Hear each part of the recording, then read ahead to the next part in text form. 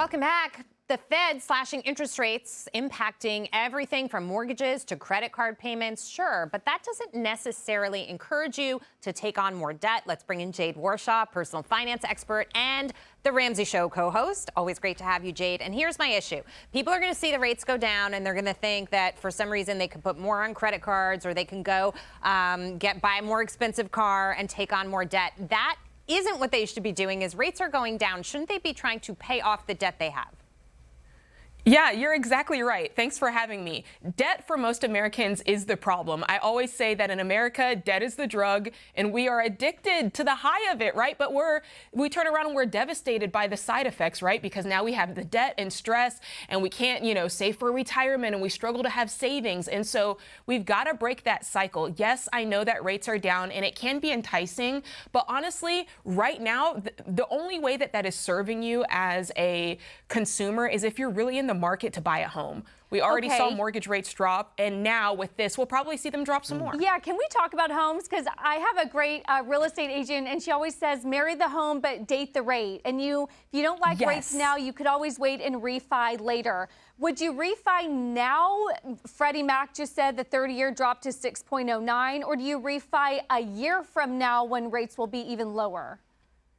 Absolutely. Listen, if you bought at the height of rates, you are itching right now to refinance.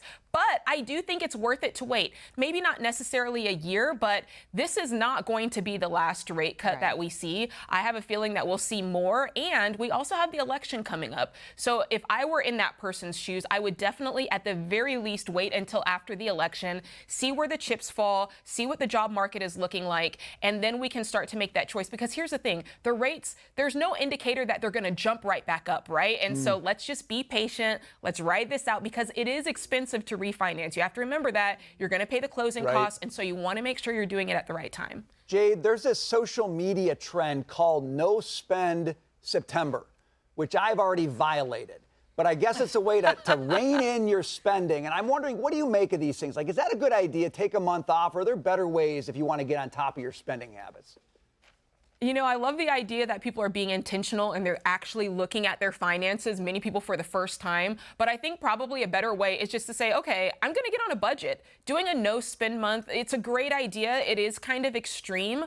But if you start with a budget, at least it's giving you a picture of what your money looks like. And then from there, you can say, what does it make sense for me to cut out? Because there is a piece of this where, there's three things that you do with money. You give it, you save it, and you spend it. And so when you're doing those three things and the right way, then you're actually enjoying your money. So I love a budget because it actually gives you permission to spend without guilt.